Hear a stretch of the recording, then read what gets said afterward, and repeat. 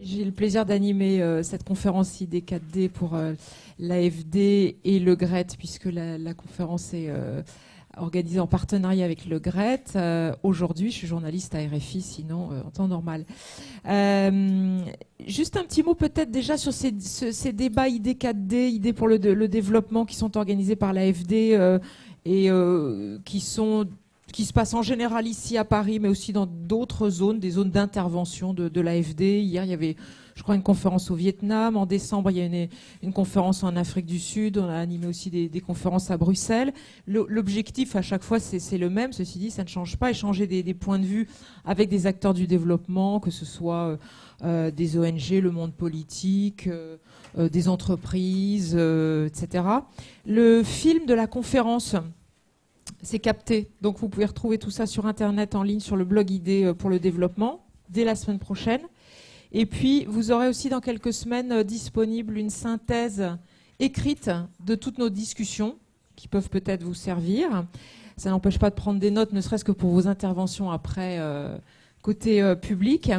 Et pour être averti de la mise en ligne de la synthèse, c'est tout simple. En fait, vous vous inscrivez sur le blog ID4D et ensuite vous recevez un message. Tout est noté là, et puis bien évidemment les conférences sont tweetées, le hashtag ID4D. Voilà. Alors le sujet qui nous intéresse aujourd'hui, vous le savez, quelle politique pour lutter contre la précarité urbaine. Conférence, je le disais, co-organisée par l'AFD et le GRET.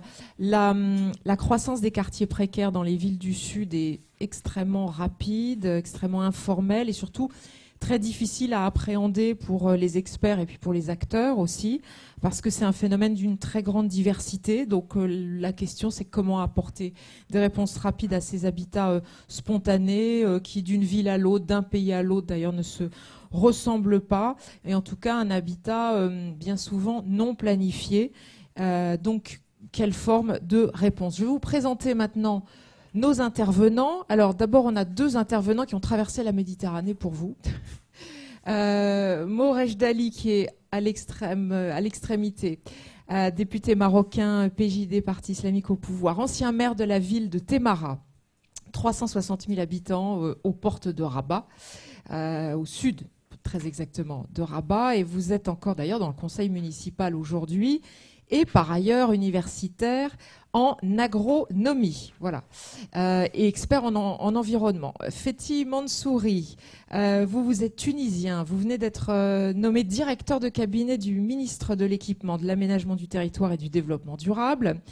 Et vous deviez prendre votre retraite d'ailleurs, la dernière fois que je vous ai vu, plus de 30 ans de carrière, enfin, voire plus, dans la réhabilitation des quartiers précaires en Tunisie. Vous avez été, entre autres, directeur général adjoint de l'agence tunisienne de réhabilitation et de rénovation urbaine qui s'appelle La Rue. Agnès Déboulet à votre gauche, professeure du département en sociologie à l'université Paris 8, Vincennes-Saint-Denis, centre de recherche sur l'habitat, labo CNRS. Et puis, je vous le disais, la conférence est co-organisée par l'AFD et le GRET. Donc, Virginie Rachmul, responsable des projets de développement urbain au GRET. Le GRET qui est une ONG de solidarité internationale, à la fois opérateur, à la fois expert, donc c'est intéressant. Et Amandine Ducamp, qui est chef de projet développement urbain et collectivité locale à l'AFD. Voilà. La règle du jeu, en gros, c'est qu'on a 1 heure de discussion avec nos intervenants. On leur a bien demandé d'être synthétiques et de susciter les réactions, puisqu'ensuite vous aurez la parole pendant environ une demi-heure pour réagir, pour dire comment vous ressentez le débat, et puis aussi pour peut-être apporter des précisions par rapport à ce que vous connaissez du sujet, ou pour questionner bien évidemment nos experts. Et là aussi, je vous demanderai d'être le plus synthétique possible, de ne pas venir pour faire votre propre petite conférence, mais pour qu'on puisse échanger et prendre un maximum de points de vue. Et puis en fin de discussion, il y aura un verre d'organiser à la sortie. Vous pourrez bien sûr continuer à échanger. Alors, peut-être premier point, d'abord, je vais vous passer la parole à vous tous, messieurs et mesdames les intervenants. Les enjeux de l'habitat précaire, peut-être d'abord. pourquoi c'est un sujet fort et comment se décide en amont du problème de l'habitat précaire, comment se prennent les décisions politiques, comment se font les choix politiques. Je vais d'abord passer la parole à Amandine Ducamp de l'AFD. Merci. Alors effectivement, la croissance des quartiers précaires au sud est symptomatique d'un développement à deux vitesses des villes. À la fois, on retrouve la ville formelle, la ville moderne, organisée, et à côté, la ville spontanée, sous-équipée, non planifiée.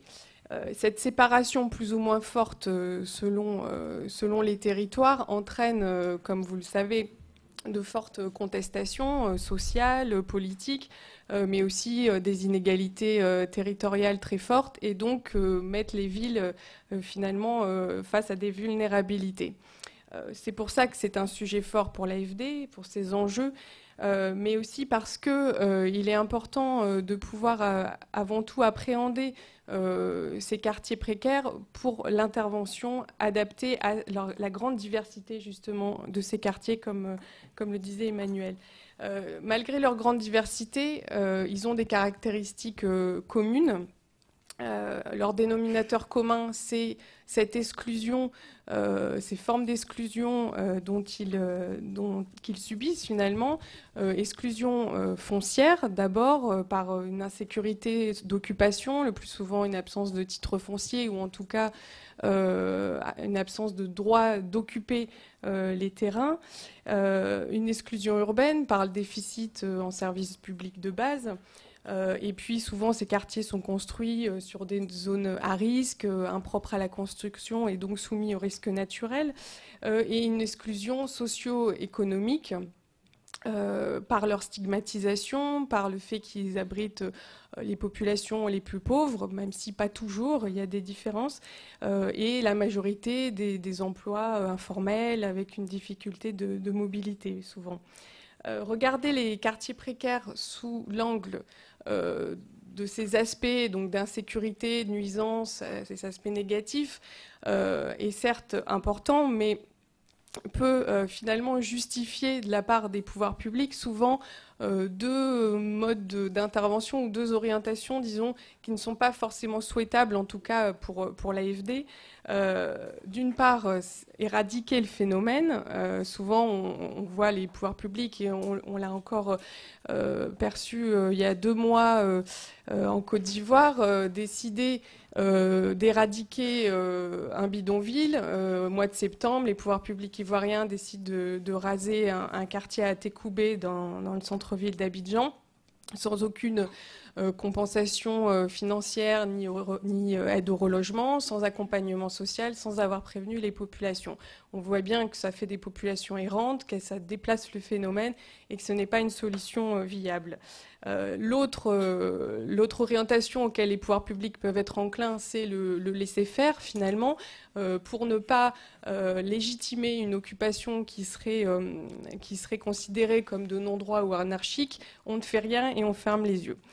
Donc il est essentiel de pouvoir regarder aussi ces quartiers précaires sous l'angle de leurs atouts, de leur potentiel, et du fait que c'est finalement un processus qui est durable, qui ne va pas se résorber en un jour, et que ce n'est que par une action publique finalement qu'ils peuvent s'améliorer. Et pour orienter l'action vers plus d'intégration de ces quartiers, plus d'amélioration de ces quartiers, il est important de reconnaître qu'ils participent à la fabrique urbaine, et parfois même de manière ingénieuse ou adaptée en tout cas aux besoins des habitants, par le type d'habitat évolutif, par l'aménagement en autoconstruction de ces quartiers, et parfois ils ont même des critères de durabilité, des usages économes en termes de ressources environnementales, des déplacements doux.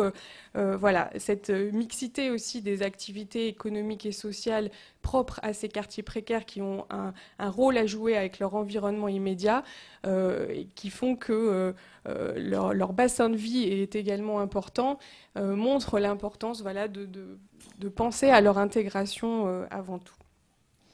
Alors justement, puisqu'on a la chance là d'avoir deux acteurs de l'habitat précaire de l'autre côté de la Méditerranée, je vais passer la parole à Monsieur Morejdali, parce que vous avez des expériences très différentes tous les deux entre Maroc et Tunisie. Et je voudrais que vous nous disiez comment sont discutés les arbitrages, les décisions politiques, et puis pour faire quoi quand on est face à un problème d'habitat précaire. D'abord peut-être vous, Monsieur le député Morejdali. Donc, rappel, hein, ville de Témara, 360 000 habitants, dans la banlieue de Rabat. Rabat, c'est 800 000 habitants. Et vous étiez maire au moment de l'opération de relogement qui a eu lieu entre 2005 et 2008, c'est ça? Oui. Merci, Emmanuel. Donc, tout d'abord, une toute petite nuance. Le parti au pouvoir, c'est un parti politique à référentiel islamique. Parce que la Constitution ne permet pas de parti basé sur la religion ou les relations ethniques. Je pense que pour ce qui nous concerne, donc, les décisions sont prises à haut niveau parce que c'est une prérogative donc, de l'État. Et donc c'est un programme qui a un intérêt particulier de la part même des hautes instances, en l'occurrence Sa Majesté le Roi, Mohamed VI, et donc le gouvernement. Cependant, la charte communale, elle permet donc au conseil municipal de prendre, de se décider ou de décider, soit de participer ou de réaliser des programmes de ce genre. Et je reviens directement donc à la ville de Témara qui est au portail donc de Rabat. Il a connu de tous les modes de réhabilitation des quartiers de l'habitat insalubre. Les années 70, les années 80, il y avait déjà de très grands chantiers donc de recasement. Ça veut dire l'attribution de l'eau pour l'autoconstruction contre donc un prix symbolique. Et des milliers donc, de parcelles et de lots qui ont été attribués aux gens. On a aussi connu et on connaît de nos jours donc aussi l'opération qui est la restructuration et lorsque le foncier le permet d'une part, mais aussi lorsque la population est de petite taille. Et donc dans ce cas, ça consiste tout simplement, et ça coûte moins pour la commune, ça consiste uniquement donc à accompagner ces quartiers clandestins en vue de leur désenclavement, une intégration urbaine, les doter de services administratifs, services communautaires et apporter donc les équipements nécessaires pour permettre donc l'épanouissement de la population, aussi bien et les équipements sociaux collectifs. Concernant le projet pour lequel j'étais peut-être appelé, il s'agit donc d'un relogement. C'est la troisième. Le relogement, c'est le changement d'emplacement donc de ces populations et c'est offrir un logement, un appartement dans des immeubles qui sont à 4 étages. Et je pense, pour ce qui concerne donc ça, nous sommes devant 6 quartiers juxtaposés, 3700 familles, près de 20 000 habitants qu'il faut, afin de leur garantir un logement digne, il s'agit de les évacuer et offrir un logement digne donc de la population de la ville. Et ça, c'est un projet qui a été fait donc en 3 ans. Les constructions... Petite précision, ces 3700 familles, à l'époque, elles étaient dans un habitat complètement bidonvillisé.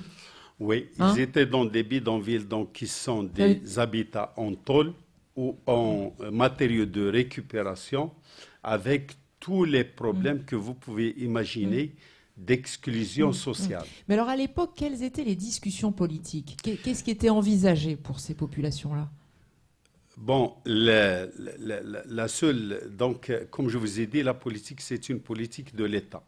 Et donc, ce qui a été proposé pour ces gens-là, et ce que pouvait être proposé pour ces gens-là, c'est le relogement. Il n'y avait pas d'autre solution discutée. On ne peut pas les discuter du fait qu'ils sont dans un terrain, ils sont surdensifiés, dans un terrain très exigu, à situation foncière très difficile. En centre-ville. Et au centre de la ville. Et on ne peut pas, et il faut même se demander où mettre ces 3700 familles pendant 3 ans pour pouvoir les remettre sur place. C'est vraiment impossible. Donc la réhabilitation, par exemple, in situ, sans bouger les familles, n'a jamais été évoquée, c'était pas possible. C'est évoqué dans d'autres cas, mais dans ce cas, ça ne se prête pas à ça. La situation ne se prête pas à ça. Et donc, il a été fait donc en 3 ans et le déplacement de ces populations a été fait en 3 mois et 20 jours, qui sont tous les deux un temps record. Un temps record avec le nombre et l'effectif donc de cette population. Et donc, bien sûr, pour pouvoir faire tout ça, il a fallu, bien sûr, un travail acharné de suivi donc des constructions, bien sûr, de suivi des populations avant, bien sûr, avant leur déplacement, pour pouvoir les convaincre. Il y avait certainement des réticences qui n'étaient pas nombreuses parce qu'ils de quel ordre les réticences? C'est-à-dire que des gens qui préféraient avoir des lots au lieu d'avoir des appartements.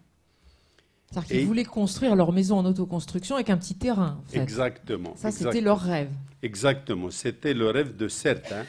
Mais en fin de compte... Donc un appartement dans un immeuble de 4 étages... vous voyez, les gens qui se sont habitués à une habitation spatiale à ras du sol, ce n'est pas quand même être confiné dans un immeuble de 4 étages avec tout ce qui s'ensuit.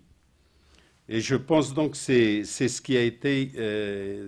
donc il y avait ce travail d'accompagnement social, l'assainissement du foncier et tout ce qui en suit donc pour faciliter aussi le financement.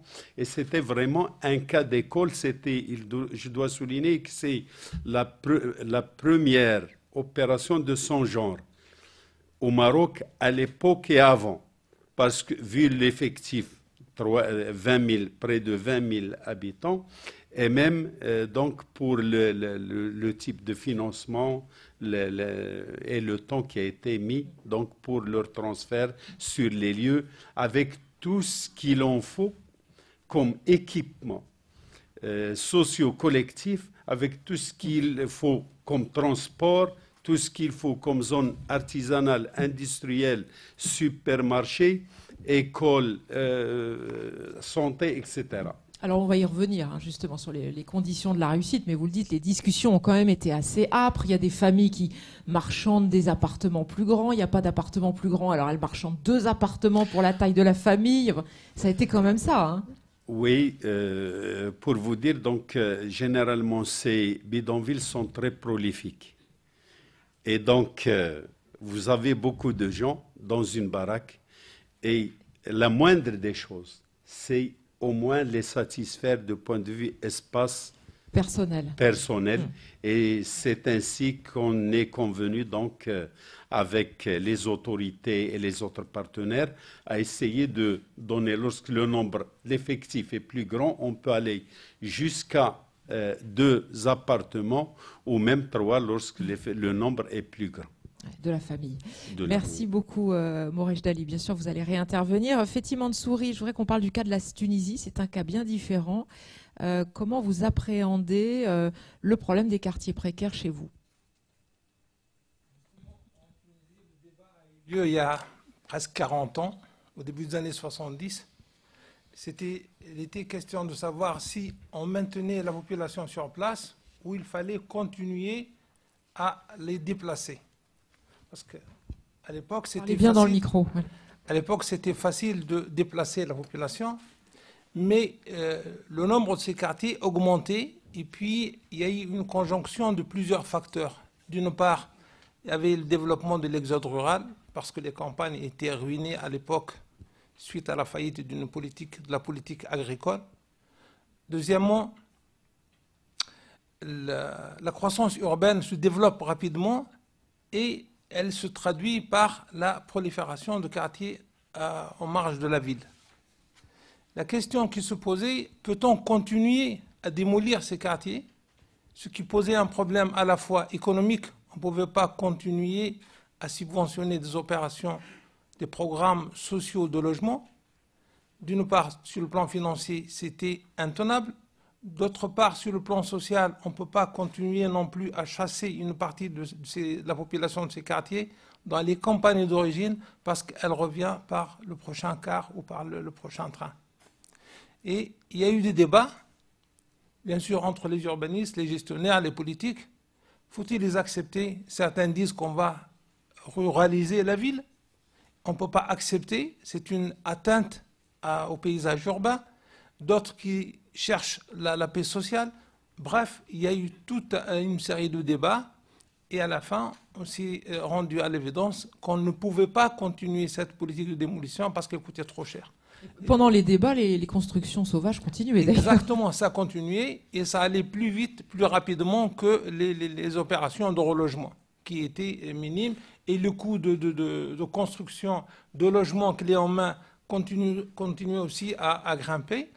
Et il y a un débat en interne, mais il y a aussi des convergences sur le plan international. Il y avait des bailleurs de fonds, il y avait des pays qui étaient prêts aussi à investir dans les quartiers populaires. Parce que jusque-là, c'était considéré comme de l'investissement non rentable. Et donc, convergence entre un débat interne et disponibilité ou disposition des bailleurs de fonds pour financer des projets de développement urbain ou des projets de réhabilitation. C'est comme ça qu'on a commencé la réhabilitation. Et le choix, c'était pas tellement un choix, il fallait vraiment intervenir pour essayer de résoudre les problèmes. Est-ce qu'il y a la différence avec le Maroc, c'est que les constructions sauvages en Tunisie étaient des constructions malgré tout davantage en dur. Enfin, je ne sais pas si on peut rentrer dans ces techniques par rapport aux bidonvilles dont parlait M. Rejdali. Ce qui a fait pencher la balance pour le maintien et la réhabilitation, c'est que premièrement, on n'a plus affaire à des bidonvilles, mais c'est des quartiers plus ou moins organisés avec une propriété du foncier qui est régulière. Ceux qui s'installent ont déjà acheté leur lot de terrain. Les constructions sont en dur, même s'il manque de confort à l'intérieur, mais s'il s'agit de constructions qui sont faites en dur. Le risque, c'est qu'il n'y a pas d'infrastructure, il n'y a pas d'équipement socio-collectif. Et là, donc, les projets de réhabilitation se proposent d'organiser et de restructurer un peu ces quartiers et en même temps apporter les infrastructures nécessaires. Voilà, c'était ça l'objectif au départ. Virginie Rachmul du GRET, comment vous réagissez par rapport à ces deux cas de figure, deux façons d'appréhender l'habitat précaire? Nous, au GRET, en tant qu'ONG, nous avons une mission sociale, donc nous défendons avant toute chose la réhabilitation in situ. Et effectivement, il y a un grand nombre d'arguments en faveur de cette position, mais j'ai envie d'en souligner deux. Et je rebondis sur ce que vient de dire M. Mansouri. Il y a effectivement un premier argument, on va dire politique ou en termes de droit. La ville appartient à tous les citadins, qu'ils soient riches ou qu'ils soient pauvres. On en a eu la preuve lors du séisme en Haïti. Certes, les quartiers précaires ont été durement touchés, mais l'hôtel le plus chic de la ville, le Montana, a également été écrasé. Donc, l'existence de ces quartiers ne date pas d'hier.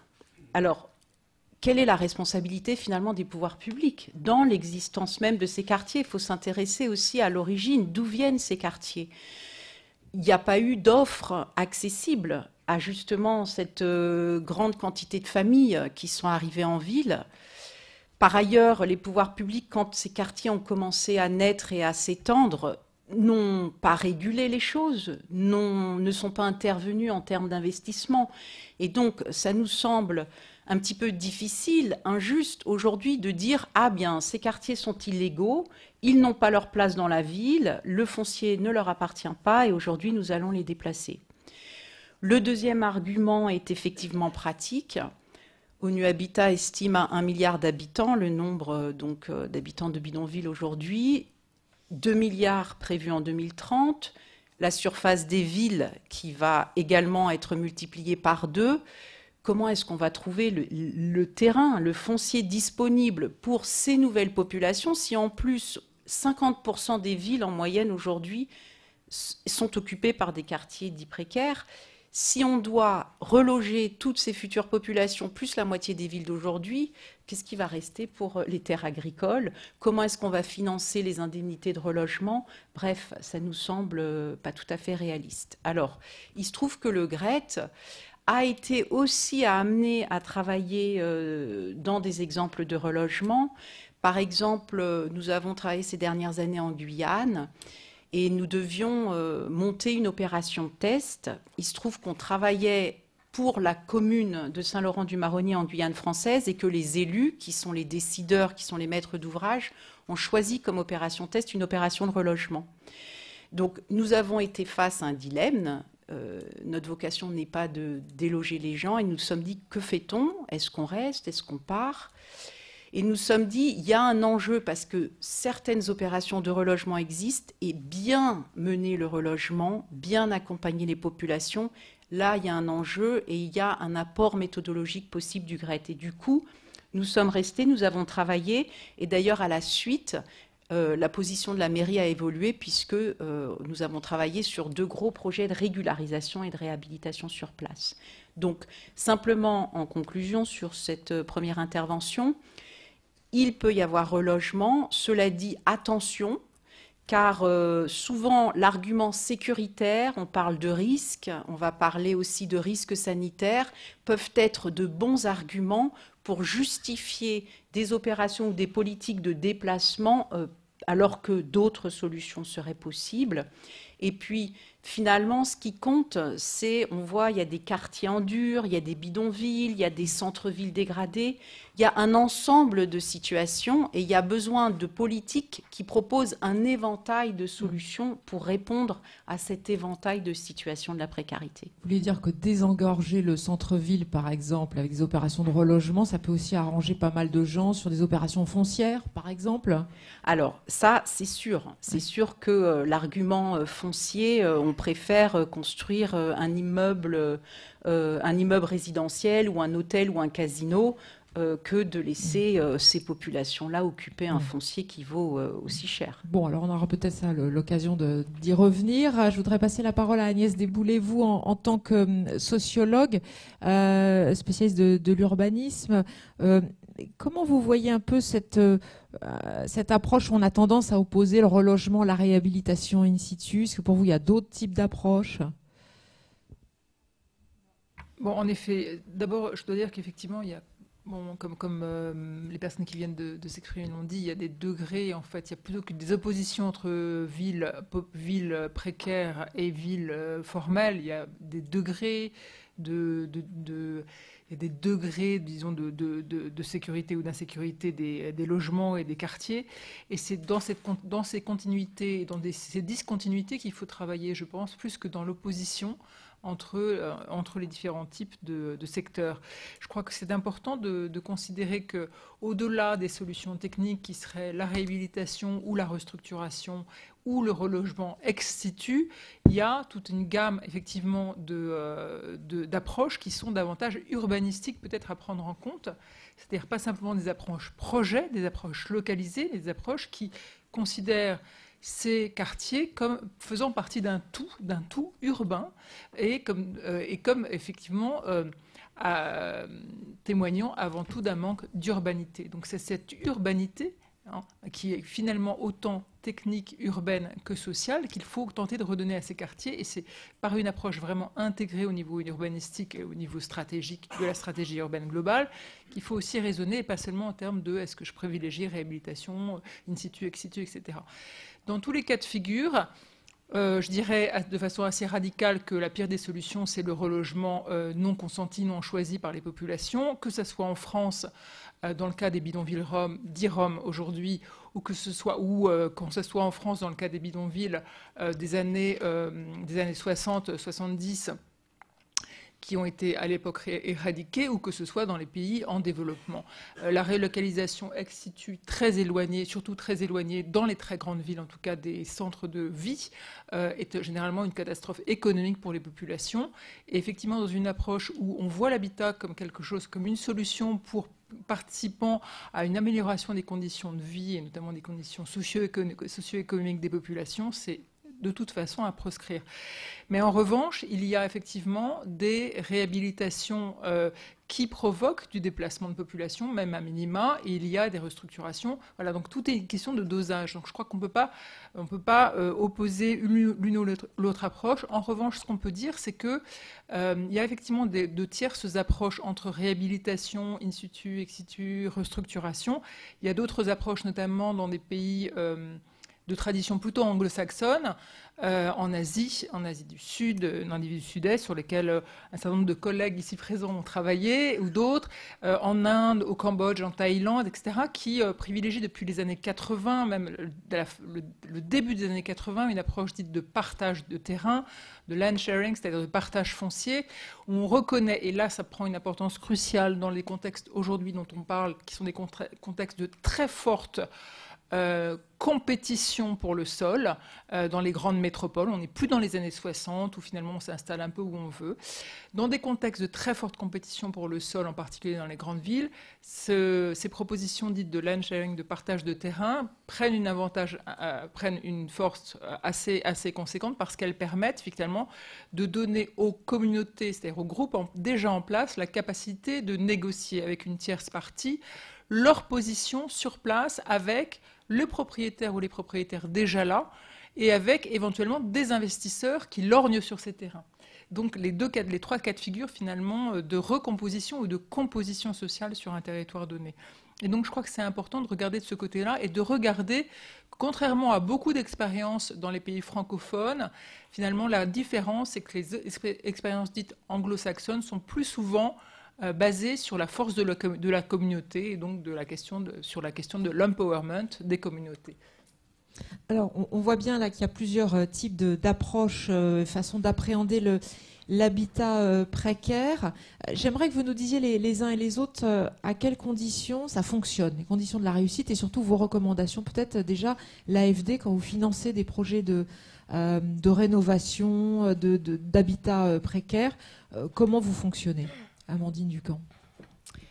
Alors, l'AFD, ces 10 dernières années, a financé davantage de programmes de réhabilitation in situ que de programmes d'éviction avec relogement. Finalement, le programme Ville sans bidonville au Maroc est le seul que l'AFD a accompagné avec une éviction et un relogement des habitants. Pourquoi ? Parce que le Maroc avait une véritable politique publique ambitieuse en la matière, avec des moyens financiers, techniques, un opérateur public mobilisé, etc. Sans cela, effectivement, il est compliqué d'accompagner ce type d'opération, puisque il y a le risque finalement de pouvoir toucher une trop petite partie des quartiers précaires ou de pouvoir finalement faire un projet qui ne correspond pas aux attentes des habitants et déstructurer encore plus les relations sociales et économiques des habitants avec leur territoire. L'AFD a donc privilégié autant que possible dans sa stratégie d'intervention la réhabilitation in situ, même si effectivement je suis d'accord sur le fait qu'il ne faut pas avoir d'approche binaire. Parfois des relogements sont indispensables, ne serait-ce que pour tracer les réseaux. Simplement, elle va se faire avec de l'accompagnement social, avec des offres de relogement ou de la compensation en termes financiers.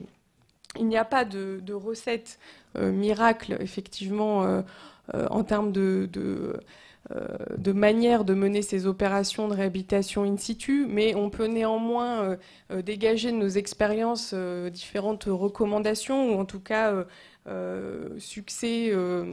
facteurs de succès. Tout d'abord, on se rend compte qu'intervenir avant tout sur les espaces publics, donc que ce soit les réseaux l'amélioration des espaces publics ou les équipements permet d'enclencher un cercle vertueux de développement. Et il est important par rapport aux enveloppes financières disponibles, puisqu'on ne sera pas dans le même cas entre Médéine, un prêt à la ville de 150 millions d'euros ou une subvention à Madagascar de 14 millions d'euros. Effectivement, par rapport à ces enveloppes financières, il y a un choix qui doit s'opérer en termes d'investissement. Et ce choix, il est important de le faire en lien avec les autorités locales, évidemment, et les autorités locales en lien avec les habitants qui doivent être impliqués dès l'amont, tout au long du projet, dans le choix de ces investissements.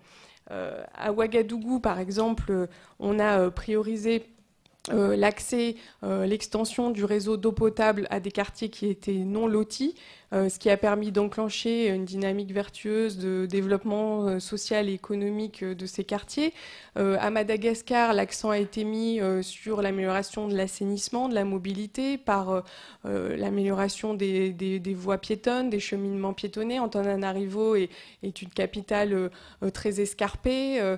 80 quartiers précaires ont bénéficié de cette opération et ça a permis d'améliorer la mobilité. Un habitant sur 3 n'a plus les pieds dans l'eau et donc ça permet réellement de lancer une dynamique de développement. À Djibouti, on a priorisé les équipements sociaux collectifs, les marchés, les centres communautaires, etc. Donc, c'est pour montrer que l'approche est différente, d'où l'importance du diagnostic et de l'approche au cas par cas de ces quartiers. Parfois, un volet de sécurisation foncière va être intéressant à mettre en place pour écarter la menace de l'éviction pour les populations qui occupent ces quartiers, pour qu'elles aient confiance en la possibilité d'investir elles-mêmes dans l'amélioration de leur logement, puisqu'on ne peut pas intervenir directement sur l'amélioration de toutes les maisons et se substituer finalement à l'amélioration d'origine privée. Il est préférable finalement qu'il y ait cette sécurité d'occupation pour les habitants. Alors ça peut passer par des démarches très souples, l'adressage, les registres fonciers urbains, rien qu'un recensement peut être suffisant. Parfois ce n'est même pas nécessaire puisque le simple fait pour les habitants de voir la puissance publique intervenir et apporter les services essentiels est suffisant pour assurer cette sécurité. Juste un dernier petit point, évidemment un risque important, 2 écueils en tout cas à éviter dans les opérations qui renvoient à leur bon dimensionnement et à l'échelle de ces opérations. Éviter d'une part la gentrification, donc trop améliorer le quartier ne ferait qu'évincer les populations les plus pauvres et en même temps ne pas diluer les investissements, avoir une masse critique pour éviter la rebidonvillisation et vraiment enclencher cette dynamique. Voilà, et tout ceci n'est pas possible sans une forte volonté politique, une maîtrise d'ouvrage qui porte le projet à bout de bras sur la durée, un vrai leader politique et donc on accompagne aussi dans ces projets le renforcement de capacité des collectivités locales pour améliorer les outils de gestion urbaine.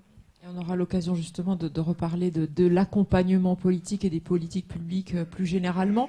Pour le cas de la Tunisie, Fethi Mansouri, bon, vous nous disiez quand vous arrivez sur une opération de réhabilitation in situ, vous avez l'avantage d'avoir des constructions en dur, même si en termes d'infrastructures autour, en dehors des logements, même si ceux-ci ne sont pas très confortables, mais il n'y a pas grand-chose.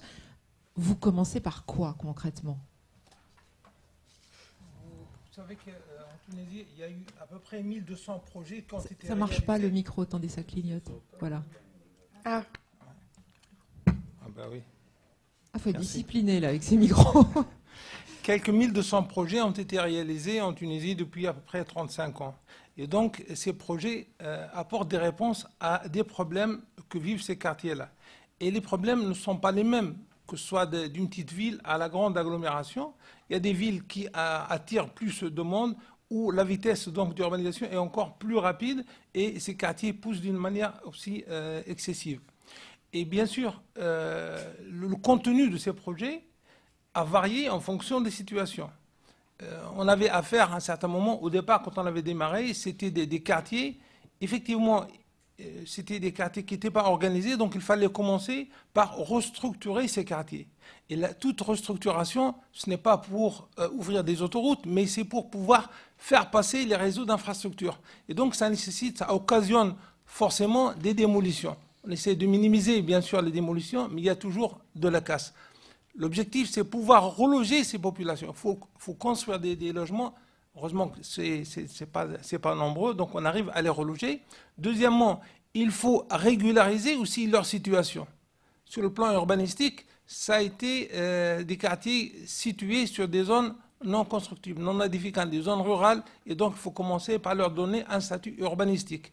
Certains de ces ménages ne sont pas propriétaires de leur terrain, donc il y a une procédure d'expropriation pour rendre propriétaires ces occupants et les sécuriser, et ça leur permet d'investir dans le logement. Et puis, bien sûr, il y a le raccordement du quartier au reste de la ville. Souvent, les sites sont ingrats, ne sont pas destinés à être urbanisés, donc il faut essayer de les raccorder pour permettre le transport en commun d'accéder et de desservir ces quartiers. Parce que dans ces quartiers informels, à la base, il n'y a pas de transport public. Bien sûr. Tant que vous n'êtes pas intervenu, vous n'avez pas construit une route formelle. Les bus n'y vont pas, les taxis ne vont pas non plus, parce qu'ils ont peur d'esquinter leurs amortisseurs. Et donc, il faut commencer par relier ces quartiers physiquement à la ville.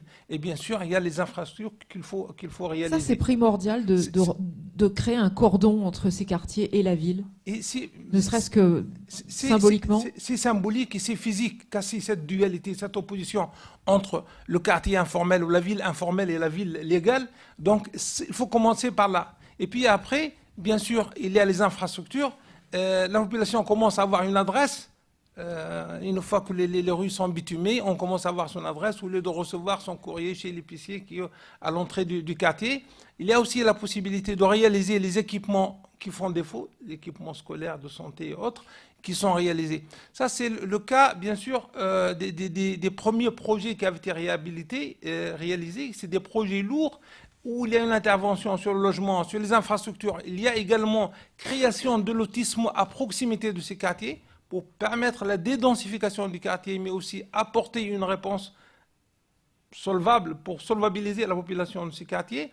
Mais dans d'autres quartiers, on a besoin juste de faire l'infrastructure. Ce sont des quartiers organisés et ils n'ont besoin que d'infrastructures. Dans d'autres, il y a aussi d'autres interventions lourdes où il y a, en plus des infrastructures, l'intervention sur le logement, améliorer, permettre des petits crédits pour permettre à la population d'améliorer le logement, d'introduire un minimum de confort dans les logements, et ça représente à peu près de 10 à 15% de cas.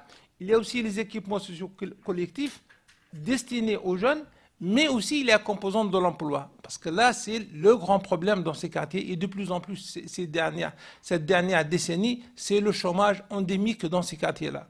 Il y a bien sûr le secteur informel qui arrive à absorber, à faire travailler une partie de la population, mais le secteur informel atteint ses limites.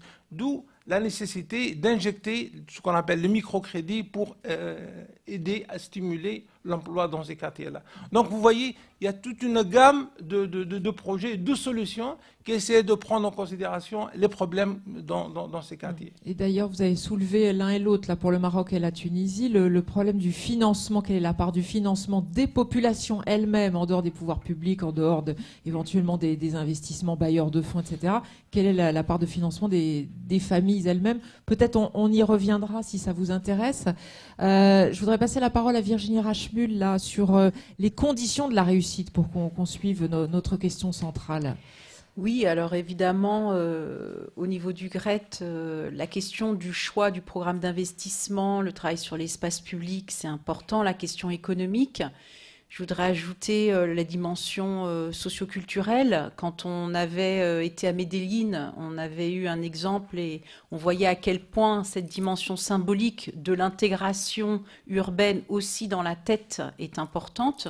D'ailleurs, par exemple, quand on a travaillé au Maroc, les gens disaient aujourd'hui nous ne sommes plus des bidonvillois, aujourd'hui nous sommes des citoyens à part entière. Donc voilà, c'est aussi ça c'est très important. Mais bon, une fois cela dit, au niveau du GRET, nous on met l'accent sur 3 éléments. Donc d'abord, notre rôle d'intermédiation.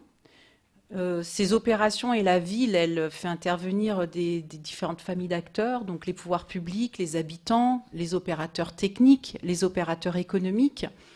Et nous travaillons beaucoup sur la relation entre notamment les pouvoirs publics et les habitants. Je vous donne un exemple. Le GRET a longtemps travaillé, travaille toujours d'ailleurs à Port-au-Prince en Haïti, notamment sur un programme d'accès à l'eau dans les quartiers précaires qui avait notamment été soutenu par l'AFD. Le programme prévoit de façon assez classique de construire des bornes fontaines qui vendent l'eau aux habitants. Là où le montage était intéressant, c'est que ces bornes fontaines étaient gérées par des comités de gestion de l'eau qui émanaient des organisations sociales des quartiers, qui avaient un contrat de délégation de services publics avec l'entreprise publique d'eau, qui approvisionnait ces bornes fontaines avec de l'eau du service public et qui prévoyait un tarif social pour les habitants. Donc, quel était l'enjeu pour les collègues qui ont travaillé sur ce projet? Ça a été dit tout à l'heure par Amandine, c'était amener les services publics, amener la puissance publique dans ces quartiers qui a tendance à les ignorer, à les réprimer. Et du côté des habitants dans un pays qui a énormément souffert de la violence d'État, c'était aussi de lever un petit peu cette défiance entre les habitants et les pouvoirs publics. Donc ce rôle d'intermédiation est extrêmement important. Le deuxième élément, c'est évidemment la question de l'accompagnement social et de la participation. 50% de la ville est constituée de ces quartiers, 50% de la ville a été construite par les habitants. Donc, au moment où on veut agir dans ces quartiers, ça paraît quand même tout à fait naturel d'aller s'adresser aux principaux intéressés, sachant que les moyens de financement public sont relativement limités et que donc ce sera de toute façon l'initiative privée et l'investissement privé qui fera l'essentiel finalement du développement de ces quartiers. Donc la participation, ça sert à quoi? Ça sert aussi à comprendre l'existant, à s'appuyer sur ces dynamiques, et puis ça sert, bon c'est assez classique, à proposer des solutions adaptées. Mais on voit bien que les quartiers ne sont pas homogènes. Par exemple, en Mauritanie, on avait les propriétaires qui ne voulaient absolument pas que l'opération bénéficie aux locataires, qui sont souvent les populations les plus vulnérables. Ou alors les cadets d'une famille qui ne vont pas avoir accès parce que c'est réservé aux aînés. Donc il y a besoin de connaître les dynamiques sociales. Et le travail social, ça évite de laisser faire les notables. On fait de la participation comme ça un petit peu rapide. Et finalement, sans le savoir, on accroît les inégalités au lieu de les réduire. Et puis, le dernier élément qui est important, c'est la planification. Bon, normalement, la ville se planifie puis se construit. Là, dans les villes dans lesquelles nous travaillons, elle se construit et puis ensuite, on essaye de rattraper. Donc, la planification, c'est une manière de s'inscrire dans la dynamique. Or, la ville est quelque chose d'éminemment dynamique et la planification, ça permet de s'inscrire dans le temps et dans l'espace, de travailler sur cette urbanité dont parlait Agnès tout à l'heure, et voilà, d'éviter, on n'est pas du tout dans des choses statiques, et quand on parle de risque de gentrification ou de rebidonvillisation, on intervient une fois un temps T, mais la ville continue d'avancer, les gens naissent, bougent, meurent, construisent, et donc il faut agir en permanence. La planification permet cette inscription dans le temps et dans l'espace. Maurice Dali, les conditions de la réussite pour vous, quelles ont-elles été, puisque vous nous avez parlé de cette expérience de relogement d'une grosse quantité de 1700 familles à reloger très rapidement à l'extérieur du centre-ville. Brièvement tout à l'heure, vous avez dit oui, mais on a mis toutes les infrastructures en place et ça a été un facteur pour convaincre les populations. Peut-être redites-nous exactement quelles étaient les infrastructures proposées. Merci. Je dois revenir d'abord à réagir concernant une question que vous avez posée tout à l'heure avant cette question pertinente de politique de réussite. C'est le montage financier. L'exemple donc du relogement des 3700 familles a coûté au moins 80 000 millions d'euros. 80 millions d'euros. Et dans ces 80 millions d'euros, bien sûr, chaque famille propriétaire donc d'un appartement bénéficie de environ 3 000 euros de la commune, environ 4 000 euros de l'État dans le fonds Solidarité pour l'habitat et environ 7 000 euros qui est donné par les bénéficiaires et le reste qui est, bon, le prix de revient, donc c'est environ 2800,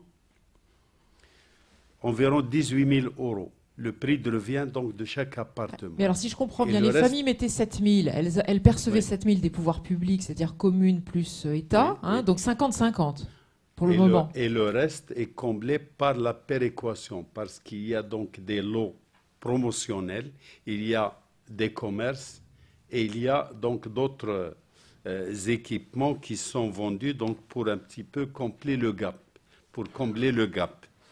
Qu'est-ce que, juste, je voudrais être sûr d'avoir compris, qu'est-ce que vous appelez la péréquation là? Comment on La arrive de péréquation, 14 ça à veut dire 18 000 en termes de coût de revient? C'est-à-dire en plus des immeubles qui sont construits pour la population, Il y a des commerces? il y a d'autres commerces, donc pour accompagner les populations, il y a d'autres lots promotionnels qui sont vendus à d'autres, un petit peu pour essayer de soulager. C'est ça, d'accord. Donc Donc c'est l'implantation de commerce qui du coup donne un petit coup de pouce aussi aux familles. Il a double emploi. Oui. D'une part, vous approchez les commerces et l'activité commerciale aux habitants, mais d'autre part, ça aide dans le financement donc pour soulager ces populations. Tout à l'heure, moi je pense, pour votre question pertinente concernant donc les conditions de réussite, moi je dirais que c'est un domaine qui est très diversifié et multiforme et pour lequel on ne peut pas trouver une solution magique. On ne peut pas trouver une solution commune, c'est au cas par cas et pas uniquement à l'intérieur du pays, moi je dirais à l'intérieur, même dans une commune en intramuros. Il faut absolument. Donc, mais j'ai quand même un message auquel je crois beaucoup, c'est qu'il ne faut pas absolument changer les gens et transférer les gens de bidonville à des villes bidons. Voilà. Il faut les transférer vraiment à des villes dignes de ville, c'est-à-dire avec tous les services, tous les équipements nécessaires pour le bien-être de ces gens-là, et donc dans un contexte et dans un milieu qui est donc très convenable du point de vue électricité, assainissement, transport, de point de vue... Il y avait plus que ça là, dans l'opération de relogement. Il y a eu des infrastructures sportives, crèches, oui, écoles, oui, lycées. Moi, je parle le général. Pour Oui. ce qui nous concerne, peut-être... Non, mais pour votre opération là, qui était reviendrai. quand même très particulière. Donc, pour notre opération, je dois vous dire qu'il a été considéré, pas par nous, par même le ministère de tutelle qui est donc l'habitat, et par d'autres acteurs comme étant un modèle. Et à ce jour, ça demeure un modèle et une fierté pour la ville. Parce que, donc, en plus donc, de ces immeubles, ils ont été associés à tous les services donc, administratifs et les socio-éducatifs, sportifs, aller même à des choses qui n'existent même pas dans la ville. La ville, donc, marché de gros fruits et légumes, il y a un marché mosquée, de gros fruits, de fruits et de légumes. et surtout il y a la zone qui est toute proche, qui est la zone industrielle, qui permet aussi zone industrielle, il y a le l'accès à l'emploi. supermarché tout proche. Et au-delà de cela, c'est le seul endroit où on a une piscine couverte chauffée. Donc plus personne ne réclamait son terrain avec son autoconstruction. Non, à ma connaissance, non. On va en discuter bien sûr avec le public dans quelques minutes. Je voudrais qu'on aborde maintenant, je vais vous poser la dernière question à laquelle on va essayer de répondre synthétiquement pour vous laisser faire circuler le micro dans la salle.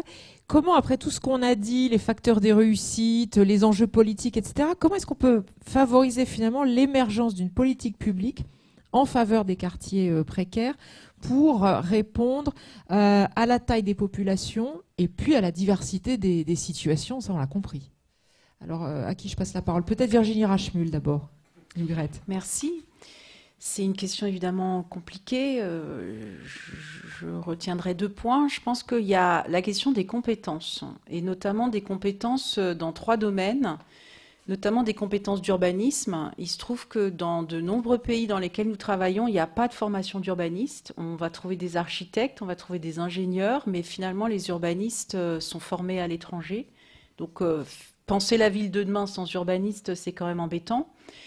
Le deuxième type de compétences très importantes, ce sont tout ce qui est, tout ce que sont les administrations territoriales. Souvent, il n'y a pas de statut de la fonction territoriale. On a des gens dans les collectivités locales qui sont soit issus du secteur privé, soit de l'administration d'État. Et puis, évidemment, le troisième point, c'est tout ce qui concerne l'accompagnement social, des formations, des compétences en accompagnement social. C'est assez complexe, ça relève de la sociologie, de l'anthropologie, de la médiation, du travail social. Et donc là, il y a vraiment besoin à la fois du côté des décideurs qui s'ouvrent à cette question d'intégrer davantage l'accompagnement social dans les opérations et du côté de l'opérationnel des équipes formées. Le deuxième élément qui est très important, c'est la question des normes. Quand on travaille dans ces quartiers, on est souvent confronté finalement à des normes qui sont celles de la ville classique. Donc les normes, la largeur des rues, le nombre de parkings par habitant, les normes de construction, le nombre de poteaux d'éclairage public tous les X mètres, qui sont calqués sur la ville classique, formelle, et d'ailleurs très souvent importée d'Occident. La ville riche. La ville riche, et on voit bien que quand on travaille dans ces quartiers, ces normes sont inadaptées. Mais ça pose un débat compliqué, parce qu'est-ce qu'on va faire de la sous-ville pour les pauvres? Et d'ailleurs, nous, pour revenir à l'exemple de la Guyane... Ville bidon, comme disait M. Rejdali, c'est ça? Pas tout à fait, mais enfin oui, on peut dire ça. Donc en Guyane, par exemple, il se trouve qu'on a essayé de faire des propositions d'un urbanisme et d'un habitat adapté face au phénomène d'urbanisation spontanée, et on a d'énormes réticences. Par exemple, les gens n'ont pas de voiture et les élus ne voulaient pas démordre de faire une place de parking par voiture. Alors on a fini par se dire, est-ce qu'on fait vraiment des quartiers pour ces populations-là, ou est-ce que les élus n'ont pas en tête finalement de loger d'autres gens qui... Bon, bref. Mais donc, c'est un vrai débat. Mais aujourd'hui, quand on voit qu'on a 50% de la population, donc on a 50-50, mais dans les années à venir, le rapport risque de s'inverser. On va avoir des enclaves riches dans des villes pauvres. Et donc là, il y a un vrai défi politique et il y a un vrai défi urbanistique de penser la ville de demain. On pourrait y ajouter évidemment tous les enjeux environnementaux que la ville d'aujourd'hui n'est probablement pas durable. Donc là, il y a un vrai travail à faire. Agnès Desboulets, sur les politiques publiques, comment favoriser l'émergence des politiques publiques sur ces problèmes-là, les quartiers précaires? Tout d'abord, je pense qu'effectivement, on est dans un certain nombre de configurations, en fait, face à l'absence de politique publique et à une politique plutôt par projet ou au coup par coup, qu'à de véritables politiques publiques vraiment intégrées, faute de différents moyens sur lesquels on n'a pas le temps de s'étendre, ou parfois même de volonté d'agir en direction des populations défavorisées, voire pauvres. Donc la question de la politique publique, elle est entière, c'est-à-dire dans pas mal de pays, surtout dans les pays en constitution récente, de formation récente, qui ont beaucoup à inventer en la matière, sans nécessairement décalquer les modèles occidentaux, ou intra-régionaux, pour ce qui est de l'Asie, par exemple. Je pense que pour ce qui est moi je dégagerai surtout 3 points concernant finalement ces politiques publiques. Le premier, c'est qui va rencontrer pas mal ce que Virginie Rachmul vient de dire, c'est la question effectivement des normes. C'est-à-dire que la question des normes, elle est intrinsèquement, elle est complètement liée à ce que les politiques publiques sont en train d'essayer de constituer comme modèle urbain. Donc la question du modèle urbain de référence, elle est extrêmement importante.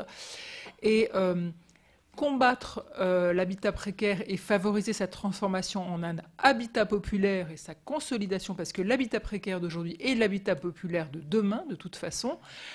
Combattre donc cet habitat précaire pour le consolider et le renforcer, ce n'est pas le démolir, ce n'est pas le démanteler, ce n'est pas le dénier, ce n'est pas le dénigrer, c'est trouver les moyens de son renforcement, et son renforcement technique, environnemental, son renforcement même symbolique. Donc ça veut dire que la question des normes, elle est extrêmement importante, parce que je suis assez d'accord, enfin je suis même tout à fait d'accord avec ce que disait Virginie, quand on a par exemple en Égypte ou dans d'autres pays la tendance à dire voilà, cette rue n'est pas droite, en prenant les canons, l'orthodoxie corbuséenne, mouvement moderne, etc. Cette rue n'est pas droite, il n'y a pas d'orthogonalité, donc il faut aligner, donc vous allez m'enlever tous ces murs qui dépassent, avant d'avoir le droit d'avoir des titres fonciers, et ça c'est dans des projets dits pilotes, et best practice, etc., meilleures pratiques. Je pense qu'il y a de quoi s'interroger sur la question de la normalisation, de la standardisation de l'habitat et sur la méconnaissance en fait profonde du fait de la composition exclusivement technique des équipes, de la méconnaissance profonde de ce qui fait les tissus urbains et sociaux. Je persiste à penser que surtout dans tous les coins de la planète, y compris à l'intérieur de la France ou de l'Europe, on ne peut pas penser l'habitat sans prendre en considération sa diversité. L'habitat n'est pas un produit et n'est pas une fonction standard. Et donc, le rapport entre l'intérieur et l'extérieur, ce qu'on appelle la cour, les espaces de dégagement, les espaces intermédiaires, tout ça, ça fait partie de l'habitat. Et on ne peut pas supposer que parce que ce n'est pas orthogonal, ça n'a pas été pensé. Donc il y a tout ce problème de penser à la place des communautés, à la place des habitants, qui se maintient, qui persiste en fait, je dirais presque qui est dans un sens peut-être plus fort même qu'il y a encore 35 ans ou 40 ans, quand on avait quand même des grands penseurs de l'urbain comme John Turner, etc., et Lisa Pitti pour l'Amérique latine. Voilà, donc ça c'est le premier point. Et je reviens, donc j'insisterai là-dessus en évoquant aussi les travaux de Françoise Navès-Bouchanine sur l'impératif de la mise à la norme, toujours la mise à la norme. Donc, quelle norme? Avant tout, moi je pense qu'il faut interroger la norme. Qu'est-ce que c'est que cette norme? Est-ce qu'elle est valable pour tous? Et est-ce qu'elle ne peut pas venir un peu plus, davantage d'en bas, cette norme? Deuxièmement, la question des glissements sociaux. On a parlé de risque de gentrification, etc. Alors ce terme, il est peut-être abusif dans le cas de certains quartiers, peut-être pas. En tout cas, ce qui n'est jamais mesuré, ce qui n'est jamais évalué, il y a rarement du monitoring, c'est-à-dire du suivi pas à pas de ce qui se passe dans les quartiers quand on intervient. Et même quand on met des services urbains, même élémentaires, on voit qu'il y a des glissements de population, c'est-à-dire que des plus riches arrivent, qu'il y a des évictions de locataires, donc de l'éviction par le marché, comme dirait Alain Durand-Lasserve, ou d'autres, qui se met en place. Et il n'y a rien pour contrôler ça, et ça impacte directement les plus vulnérables. Alors concrètement, les locataires, les gens... les femmes veuves ou élevant seules leurs enfants, etc., etc. Donc, comment mettre l'accompagnement social, c'est pas simplement fournir un nouveau logement, c'est aussi permettre à ceux qui sont là d'avoir des bonnes conditions pour rester au même endroit, et c'est pas du tout une évidence. Et ça doit figurer dans les politiques publiques. Oui, il me semble. On passe la parole maintenant à Monsieur Rejdali sur la façon de faire émerger vraiment une politique publique sur l'habitat précaire. Moi, je pense que le Maroc a quand même plus de 50 ans d'expérience. Et la commune de Témara que je gérais auparavant, donc, a au moins 40 ans d'expérience. Moi, je crois que la première des choses, c'est que, dans l'ordre d'idées, donc, il faut absolument avoir une politique rigoureuse dans cette affaire-là. Donc, partant de la création de ces bidonvilles à leur évolution jusqu'à leur éradication, et cela va permettre bien sûr d'éviter le glissement et des spéculations qui se font tout au cours de cette installation et de relogement, et va donc aggraver la situation. La deuxième chose, il faut absolument veiller à ce qu'il y ait une mixité des classes sociales, et c'est ce qu'on a fait, pour que les gens ne se sentent pas dans des ghettos et ne se sentent pas donc ce complexe d'infériorité et parfois même en exil. C'est une autre race. ce qui est très difficile. Et donc, il faut absolument donc, assurer ce désenclavement. Et moi, je suis d'avis qu'il faut que le traitement de ces quartiers doit avoir au Maroc, du moins, une conception régionale, mais pas communale, parce qu'on ne peut pas se permettre peut-être à l'échelle de la commune le relogement ou le recasement ou la restructuration, mais ça peut se faire si on a un territoire beaucoup plus large qui est la région. Et une autre chose qui est indispensable, qui serait indispensable dans cette politique, c'est qu'il faut absolument éviter l'hypothèse qui nourrit qu'un bidonville donne droit à un logement. Parce que ça contribue donc ça pousse à la reproduction de ce scénario à chaque fois, et le glissement, donc, d'après donc, les données que j'ai, au moins pour ce qui concerne le Maroc, il monte à 15% de glissement. C'est une chose qui est très grande et très importante. Merci beaucoup, Monsieur Rejdali. Amandine Ducamp, sur l'émergence des politiques publiques. Oui, alors je vais essayer d'être bref parce que beaucoup de choses ont été dites. Je vais privilégier 2 points. Je pense effectivement l'intégration finalement de ces quartiers précaires dans la planification et la gestion urbaine est un point important pour favoriser l'émergence de politiques publiques. Et ça passe par quelque chose de très simple parfois. C'est finalement prendre conscience de l'existence de ces quartiers, les rendre visibles et donc les représenter sur des cartes. Moi, j'ai pu voir dans certaines de mes missions d'instruction de projet, notamment par exemple au Kenya, à Eldoret, le schéma directeur d'urbanisme ne représentait pas les quartiers précaires. Donc on avait l'impression de réserves foncières vides qui pouvaient être attribuées à différents usages. Voilà. Donc à partir de là, c'est quand même le premier pas vers une intégration des politiques publiques et de la gestion urbaine dans ces quartiers.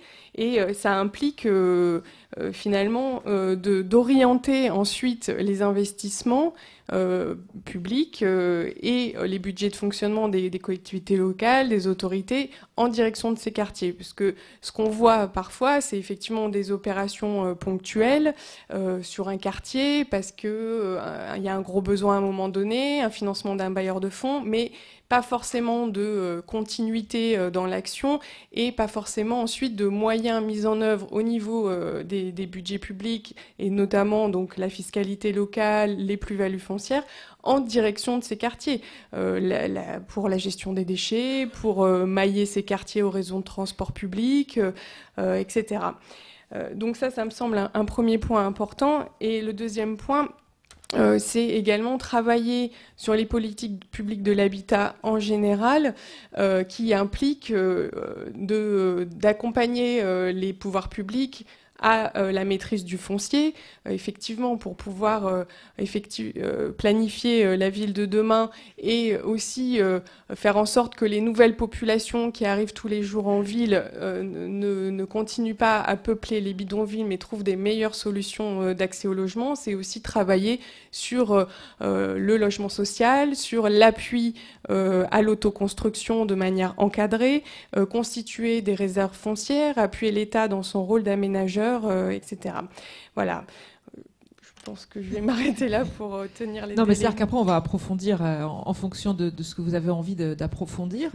Fethi Mansouri, pour la Tunisie, là aussi, vous avez 40 ans d'expérience. Maintenant, vous êtes au plus près des décideurs politiques, puisque vous êtes le directeur de cabinet du ministre de l'Aménagement du Territoire. Alors, comment on fait émerger une politique publique de la réhabilitation des quartiers précaires, puisque là, c'est l'option qui est choisie en Tunisie? Partant du constat que ces quartiers précaires sont le produit du dysfonctionnement des différentes politiques sectorielles, à commencer par les politiques d'aménagement du territoire, donc il faut agir en amont, essayer de fixer les populations dans les campagnes, dans les petits villages et les petites villes pour éviter qu'elles se déversent dans les grands centres urbains à la recherche du travail. Donc c'est le premier constat qu'on doit faire. Et deuxièmement, il faut revisiter notre politique urbaine tout court. Parce qu'il n'y a pas de planification urbaine. Il ne suffit pas de dessiner de bons plans et tout cela, si ces plans ne sont pas accompagnés par des moyens qui sont mis en œuvre, notamment la mobilisation du foncier, les institutions, donner les moyens aussi aux collectivités locales pour pouvoir suivre l'urbanisation. Mais en même temps, il faut qu'il y ait de l'habitat social. Pourquoi cette population va s'installer à la périphérie des villes? Parce que, ou bien elle a la possibilité d'accéder à un logement, mais qu'on ne trouve pas sur le marché, adapté, ou parce que le logement est trop cher, ou parce qu'on ne trouve pas des terrains aménagés pour pouvoir le construire.